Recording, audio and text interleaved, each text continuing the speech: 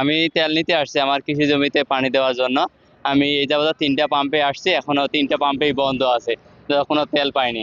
এখন সামনে দেখি আরো 2-একটা পাম্প আছে, সেখানে যাব। আমরা 2-3 দিন যাবত সংকটে আছি, ডিপুতে তেল পাচ্ছি না, অকটেন পেট্রোল ডিজেল, যানবাহন আসতেছে, আমরা বলতেছি ঘুরে চলে যাচ্ছে, ভাই তেল পাইনি 2-4 দিন যাবত, ডিপুতে তেল নেই, এভাবে বলে আমরা কাস্টমারকে বিদায় দিচ্ছি। আমাদের গাড়ি ডিপুতে বসে আছে, আমাদেরকে তেল আসলে আমরা সঠিকভাবে তেল পাচ্ছি না।